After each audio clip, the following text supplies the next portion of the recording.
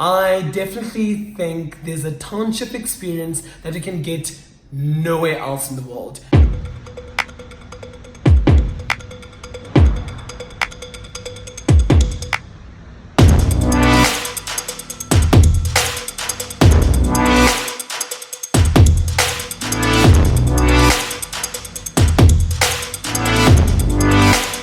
Hey guys, welcome back to I Am Sitemps. If you are a returning face, Malweni, hi there, welcome back. And if you're popping in to see what is happening, with who it's happening and why it's happening, don't forget to subscribe down below, click the bell button so that you can get instant notification and show some love to this video, because all that is happening to the newbies, it's this. Okay, so I'm not sure if I actually just shot myself in the head last week by actually mentioning what I wanted to speak about this week, because at some point between the time I posted the video and now, I was like, why can't we actually just change the topic? Because I'm now thinking, what direction do I go about talking about growing up gay in the township? I just want to clarify to those that don't understand what a township is, or they don't have an image of what a township is.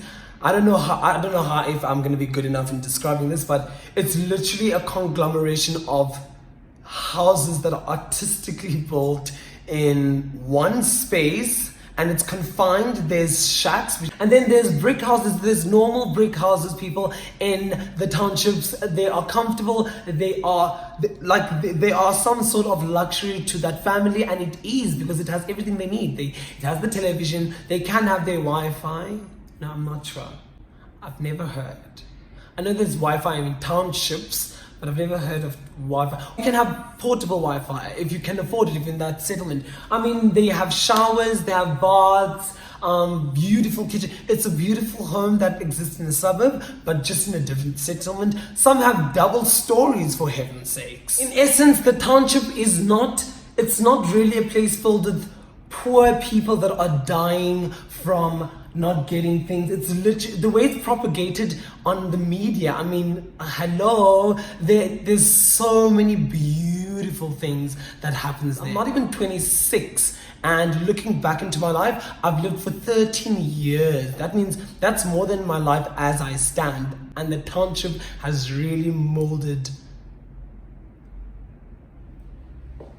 Yeah. As much as there are circumstances in the township which majority live under that are unfavorable, yes, unfavorable, I definitely think there's a township experience that you can get nowhere else in the world. And I haven't traveled around the world, just went to one country. But coming from the townships, of course, there's a lot of lessons that I've learned. Well, anyone can learn lessons from anywhere, wherever you're from, but there are lessons that I learned from the townships. Capish? There are things that I loved about being in the township. There are things that I just hate, still do, and there's a lot of interesting parts that I think about now. And you ask yourself, how did you survive making friends as a gay individual, as well as, which is also something that I really want to talk about. I'm not even going to talk about it that deep. It's family dynamics. If I'm going to start with lessons, then I'm going to first go to the fact that the township is very diverse, very, very different families in different circumstances, and they have to operate around each other. What I find so beautiful, or what I found beautiful, I don't know if it's still the same. Helping one another was a thing. It was normal. It was easier because people know each other.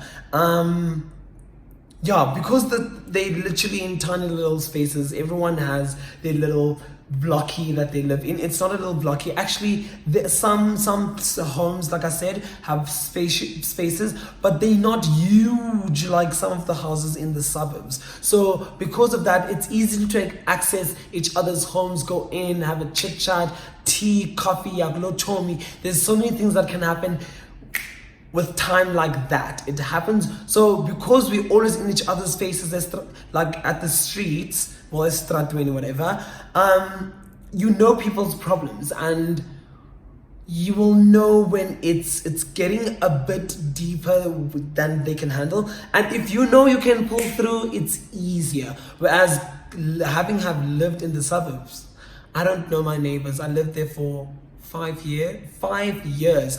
I'm speaking to you now. I don't know my neighbors. Who are they? Another lesson would be to be actually awake. To be awake, because first of all, people are always watching, and beyond people watching, the township itself is obviously crime, which is not necessarily the overlaying thing about the township, but it does exist. So you always have to, you need to know who's around, or for me at least. But I also didn't live on edge. People from the township don't live on edge like they're going to be robbed all the time. You just need to be aware. It's important, because anything can happen. Before I even start, I actually just want to drop a disclaimer. Everything that I share now, I think from now onwards, it's going to be it's way more personal than generalized. So I'm not saying the general South Africa in every township. I mean, I don't even live in one of the biggest townships in South Africa. It's a tiny little one. This is just me and what I saw and my thoughts around that. Okay? So going to lessons, starting with lessons actually, with the whole township vibe and being gay. I've actually just learned that it's ruthless out there. Yes, you're gonna meet people in the world that don't understand your sexuality, and they're gonna scrutinize you for it. They're gonna be on top of you for it, and they're gonna know more about it than you, and they're gonna shoot you for being a sin for it. You're gonna find those people, but you're also gonna find people that are gonna celebrate you just as you are. They're gonna love you, and they're gonna really give you the support, not necessarily to a gay human, but to a normal human. I mean, it doesn't matter of, if I'm experiencing this rejection due to my sexuality in the township, and I'm learning that it's tough out there. You can have a group of people literally just not wanting to be a part of you purely because of your sexuality. What do you do? And if you try finding solutions, I don't have solutions, but we all survive some way or another, because at the end of the day, I'm not going to change. I cannot change. This is it. You know? Do I feel like I'm in a space where if I do speak, I'm going to make things worse? Or I'm actually going to educate someone? With growth, with time, and with people that you meet, you grab those opportunities. But when I was young, done. As long as you don't touch me. What I really loved about the township, which is what I love about the township, even today, it's literally for me the essence of the township, the community, the diversity. There are so many different people, different families, different not ethnicity, actually ethnicities, but some townships have a combination of colored people and black people in South Africa, and they make it work. It's a matter of, you know, the bullying is obviously a big entity and a topic in my life and in anyone's life that has something different or of minority, if you get what I'm saying. Not necessarily gay, not necessarily in sexual form. It could be a disability, it could be literally just color, wherever you are. It really just depends where you are. People are going to react because you are the black sheep, you know? The black sheep, yes. So, it's the inconvenience of the setup. And this is not me as a gay person. I think just as a human, not the setup, it's just the infrastructure that is missing. It just takes away from experience of life. And obviously the crime, I really don't even know what to say about it. It's a matter of just stay safe. I think it's definitely interesting how one would have to make friendships, because I'm gay. I don't even understand what it means to be gay. It's literally, I'm like at that age, it's this. What is this? I don't know. So who can be my friends? Who's also this? And obviously, only with time and age, the more you grow up, the bigger you become, the more other queer members you get to bump into the road, get to meet, get to listen to their stories, get to be in touch with and grow with and just strengthen each other and be friends. But when you're young, you, again, the black sheep. How do we deal with you? How do you deal with yourself? So I went to the boys, I played cars, build houses with sand, just make sure there's a structure, there's something cute about what's happening. And then we'll go to the girls, sit down up, skipping rope. I don't know what is puta in English. Oh, I'm skipping that one right now. But also hopscotch, a thing. So, and then dolls, a thing. With boys, marbles, a thing. Itola.